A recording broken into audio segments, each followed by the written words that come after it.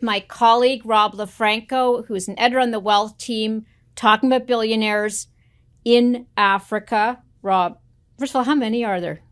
We have 19 billionaires that we have counted in Africa this year. Is that, I mean, that sounds like a relatively high number. I mean, it's higher than last year, wasn't it? I guess it depends on, Africa is an extremely vibrant region.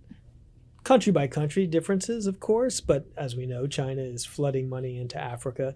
It's just booming. The consumer market is booming in many countries there. So depends on your perspective, whether it's a lot or a little, but it's been a stable number for a long time.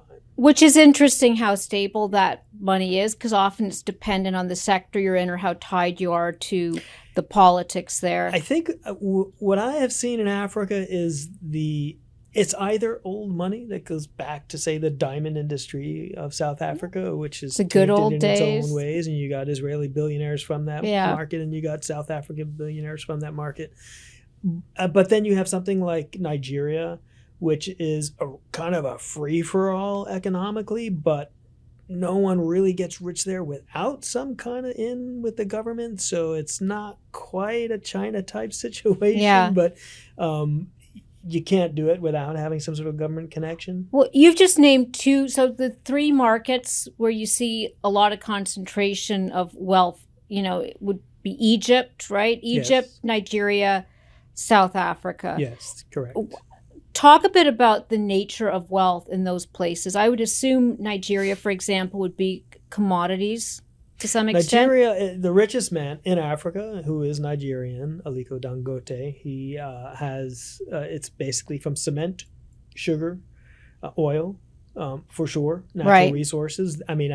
Out of Africa, it seems to be natural resources and telecommunications.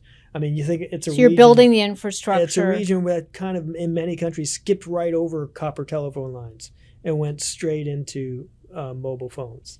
There's fortunes to be made there. And lots of European companies, Orange, for example, in Morocco. I was going to say Mozambique. I was like, well, no, it's an M word. Let me say that again. Orange, for example, which has investments in Morocco. There's a lot of money that is going in to support that development of mobile markets, which is not just telephones. It's the way people bank in markets M-Pesa in Kenya, for example. Exactly. Let's step back a second and talk about this cohort of 18 billionaires, since you've been tracking it for a while. Can you tell us a little bit more about them? We know who the richest man in Africa is. Who are some of the other sort of regular players that show up on this list? You've got folks like Mike Adenuga, who is either the second or third richest man in Nigeria, who is also similar to Dangote, has telecommunications investments and commodities investments.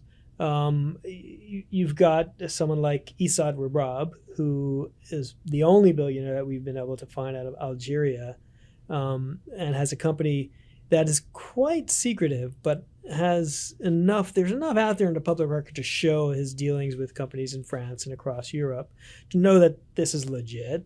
But it's a situation, it's a very difficult region to get information from, and they post the revenue number for the company. Publicly traded? No, it's private, but It's been the same revenue number for the past 15 years. It's like when GE used to have its earnings to a penny every single quarter. You're good for you for being so able to predict the way the world's going. So our reporters are tasked with, they're dominant in Algeria. They are the dominant company in Algeria. It's a conglomerate.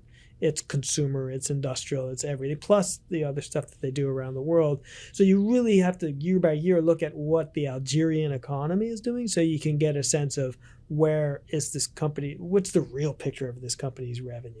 How involved, because people forget this is investigative journalism, and there are many people who prefer not to have their wealth judged. Yves Chouinard comes to mind, the Patagonia guy. One of the reasons he gave away his money was didn't like being listed on the billionaires list for Forbes.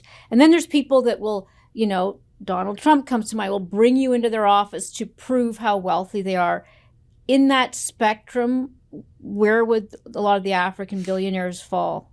On a percentage basis, I'm going to say that as a country, U.S. aside, because we have a fair number of billionaires who are obsessed about the number we have on them, they are actively engaged with us in different ways. I mean, there's folks like Nicky Oppenheimer, Diamond Wealth from South Africa. He'll never talk to us. Johan Rupert will never talk to us. I mean, that's almost legacy of colonialism.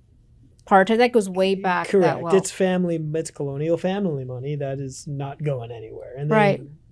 But then you've got, folks like Mike Adenuga or Christoph Wiesel, who's also South African, or another money South African guy named Nady Kirsch, who we don't count on the Africa list because most of his business investments are now in the UK, Israel, and the United States. So we consider him a European billionaire.